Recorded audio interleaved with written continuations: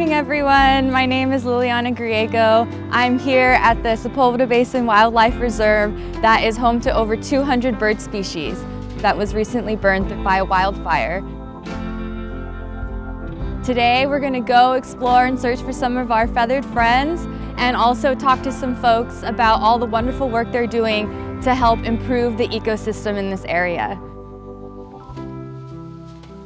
We usually see different herons, green heron, blue heron sometimes, some egrets, lots of mallards, coots, Canadian geese. Sometimes you can find white pelicans here. I don't know when they come exactly, but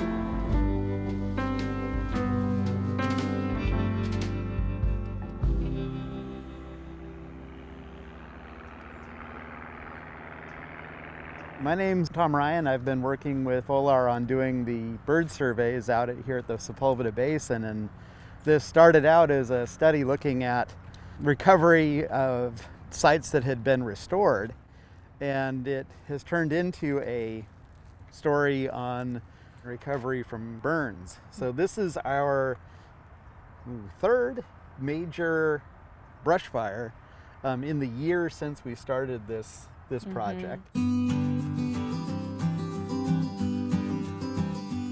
The area out here is the area that we think, needs to be restored. We tend to see a lot of small seed eaters out here, a lot of flycatchers, and last winter there was a burrowing owl that spent the winter out here. This was a nice little riparian corridor. It has since burned, and this spring we had at least 3 pairs of least Bell's vireos in here.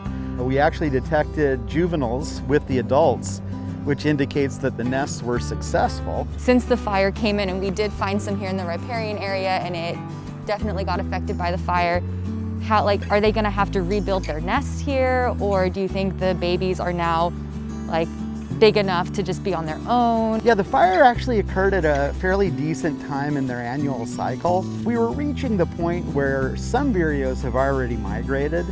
If these guys hadn't migrated, they were probably just a couple weeks away from it.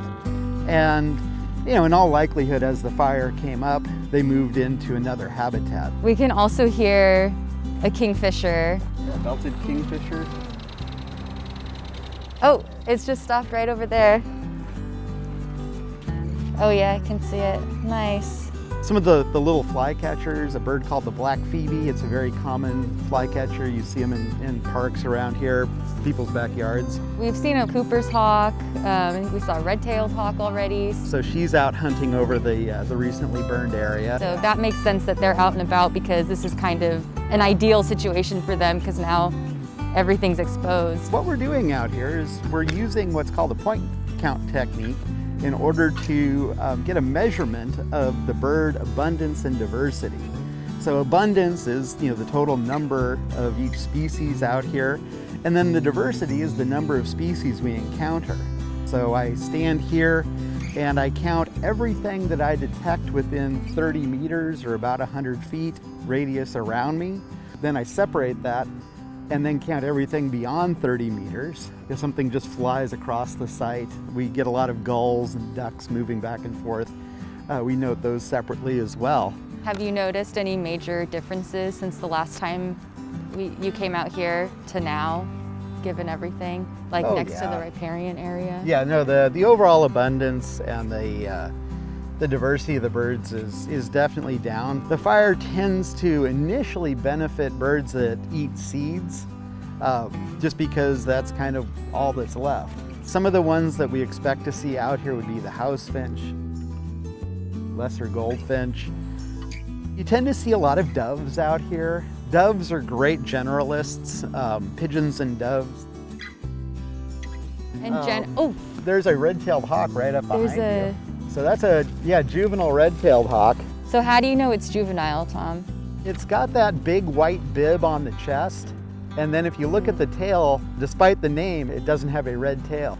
There it goes. Oh, I think there's a Say's Phoebe. It's really orange on the bottom. Oh, okay, Yeah. It's just, I don't even know. I can't even see it with my naked eye without using the binoculars. It's like straight this way in the, it's got to jump eventually. Oh, it just jumped. Oh yeah, yeah. Says baby, okay. It's a really pretty bird. I like the color. And song sparrows too. I've heard a couple. The hypothesis of the experiment is that we'll have equal numbers of both abundance and diversity in the areas that have been restored and the control sites eventually.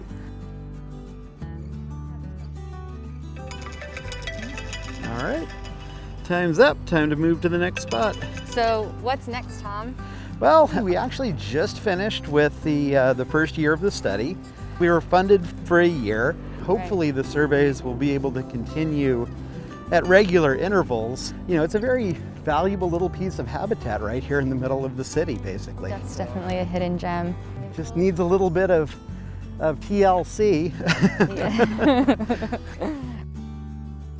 All right, well, now we're gonna head over and visit our friends from California Native Plant Society. Thank you so much, Tom, for joining us this morning and for all the wonderful work that you do. All right, well, thank you guys for doing all the work with the river and these adjacent habitats too.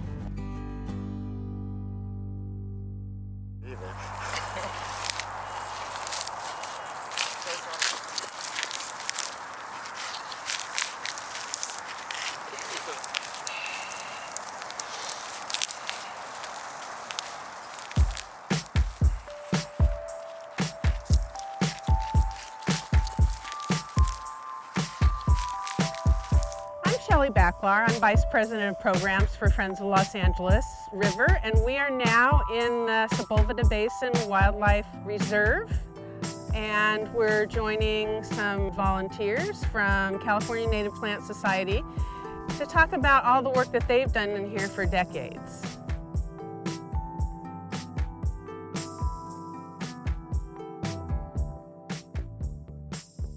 Steve! Hey there, Shelley. It's good to see you. Nice to see you too. Virtual hug. So we'd love for you to tell us about, what you're doing here and why and how. The Sepulveda Basin Wildlife Reserve started off being cornfields, then it was a turf farm for a little while, and then finally we got a wildlife reserve here in 1988. The problem is that there's a lot of weeds that are left over from the time that it was in agriculture. So over the years, we discovered that people walking along the trail here were just walking through fields of mustard like you see the dried remnants of right here. People thinking that mustard is native, but it's not. It's an invasive plant from the Mediterranean region that was brought here by the Spanish missionaries, of course, because it has lots of value as a food item. There's really no life in it. There's nothing there for birds to eat, does not have any insects on it because they're from somewhere else, and so therefore it's of no value for the wildlife. By eliminating the mustard, we create habitat space for our native plants. The other thing the mustard does is that it actively puts chemicals in the soil that inhibit the growth of the native plants. Underneath the mustard is our nemesis, horehound, which is another medicinal herb from the Mediterranean that was probably brought by the Spanish missionaries. We have to actually do a lot of manual work because even if we were to herbicide it, you can't herbicide this horehound that's deep inside the coyote bush right here. You might be wondering, who's here doing this work as volunteers? Well, this is the California Native Plant Society. This is the Los Angeles Santa Monica Mountains chapter. We have our volunteers George Waddell, Robert Grziliak, and Ann Abramson. We've been working on this project with others for over a decade. We've cleared out thousands of bags of weeds over the years and really got this area so when you used to walk along the main trail, you would really see a slice of Southern California riparian ecology that was true to form. Can you give us a little bit more about what we can do and what we're working toward, the vision of when we can get this mustard eradicated? So now that we have this wonderful opportunity where most of the wildlife reserve has burned and most of the mustard has been eliminated, The Native Plant Society is going to work on a 3-year project to try to eliminate all the mustard in all the areas that have been burnt, along with any other of the non-native plants that would come up. Basically, keep the wildlife reserve weed-free, and it'll attract the kind of birds that we used to have, including the federally endangered least bell vireo that we used to hear regularly, even up until right before the fire. George Waddell, he's made over 5,000 seed balls, which we're going to scatter throughout the wildlife reserve. George, can you talk to us about kind of what we see as a vision for this area? What it is a prairie. It's an annual prairie. The plants come up, and when it rains, the plants come up, they flower, they set their seed, it gets dry, they die. So what we found is that if you get rid of the mustard for about 3 years, it's very weak after that. It doesn't come back very much. And the native plants are able to take advantage of the poison's not in the soil anymore, and they can just go. We have prairies in California. We have native prairies. When John Muir came into the Central Valley for the first time, when he walked across to the Sierra, he talked about just walking through bloom all the way. And that's what should be here. I'm bringing seeds from my own garden. I got 5 different kinds, and I'm making mud balls out of them. Little balls like marbles. Each one has maybe 40 seeds of 5 different kinds in it. I'd like to have that across the entire area. Something like that could be extremely beautiful, and the seed feeds the birds. It would be great if we could walk over and you could show us the project that you did with funding from the Xerces Society.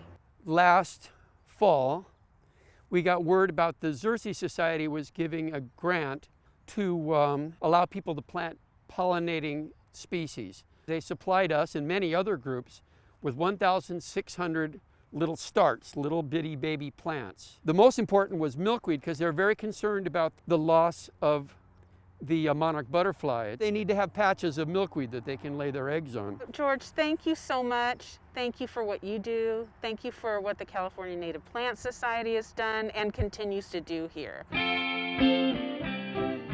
Every time I come out here, I see something that I've never seen before. That's why our volunteer group meets twice a week, 6 at dawn. We work about 3 hours, and we've been doing it for over a decade. So it takes a combination of public involvement and the city to maintain the infrastructure and whatnot for it to really work.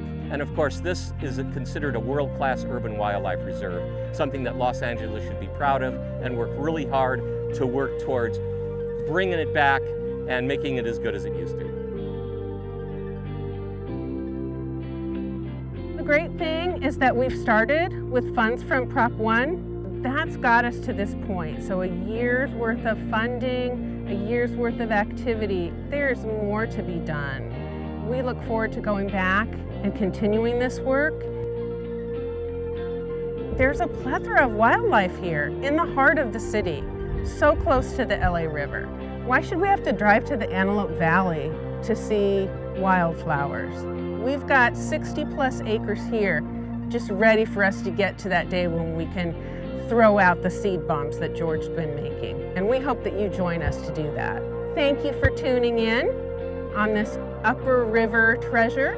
We look forward to seeing you next time.